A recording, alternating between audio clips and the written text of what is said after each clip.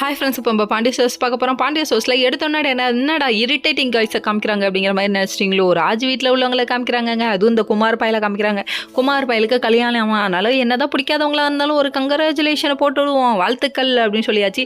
அதுக்கப்புறம் இன்னொரு பக்கம் இது அவங்க சித்தப்பாட்ட சொல்லணும்ல, அதனால ஃபோன் பண்ணி விஷயத்த சொல்லுப்பான்னு சொல்லிட்டாங்க. அதுக்கப்புறம் அண்ணனுக்கு ஏன் இப்படி மூளை மங்கி போயிடுச்சுன்னு அவர் நினைக்கிறாரு. இதெல்லாம் ஒரு பக்கம் இருக்கா, பழனிக்கு ட்ரிங்னு கால் வர விஷயத்த சொல்ல ஹாப்பி ஆகிட்டாரு. உடனே இருந்துட்டு வீட்டுக்கு போகணும்னு சொல்லிட்டு இவர் நினைக்க நம்ம பாண்டியன் ஒரு பக்கம் சொதப்பிட்டாரு. அதை மறந்து வீட்டில் உட்காந்து இருந்துட்டாரு. இன்னொரு பக்கம் பார்த்தீங்கன்னா நம்ம சரவணனுக்கு ரொமான்ஸ் வருமா, டூயட்டே பயங்கரமாக ஆடிட்டு இருக்காரு அப்படிங்கிற மாதிரி ஆயிடுச்சு. இவங்க ரெண்டு பேரும் தேனில பயங்கரமாக என்ஜாய் பண்ணிட்டு இருக்காங்க. இன்னொரு பக்கம் நம்ம கதிர் இருந்துட்டு டியூஷன் சொல்லி கொடுக்குறாங்க. அதாவது யாரு, நம்ம ராஜு டியூஷன் சொல்லி கொடுக்குற வீட்டுக்கு ஃபுட் டெலிவரி பண்ண போக அங்கே ராஜு போய் வாங்கலான்னு போக திடீர்னு பார்த்துருவாருன்னு நினச்சா பார்க்கலங்க.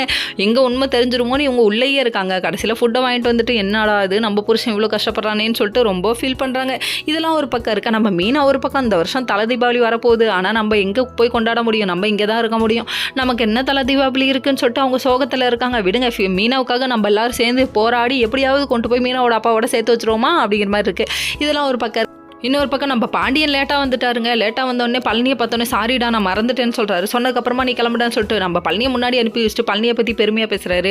அதுக்கப்புறம் நம்ம செந்தில் பார்த்தோன்னே என்னையை பற்றி பெருமையாக பேசியிருக்காரான்னு சொல்லிட்டு அவங்க தாத்தாட்ட கேட்க தாத்தா இருந்துட்டு சூப்பராக பேசியிருக்காண்டா அப்படின்னு சொல்லிட்டாரு. சொன்னதுக்கப்புறமா இவர் புரிஞ்சிக்கவே முடியலையே, என்ன மனுஷன்டா இவன், பின்னாடி பெருமையாக பேசுகிறாரு முன்னாடி கண்ணா பின்னாடி பேசுகிறாரு அப்படிங்கிற மாதிரி ஆயிடுச்சு. ஓகே ஃப்ரெண்ட்ஸ், நெக்ஸ்ட் வீடியோவில் பார்ப்போம். பாய்.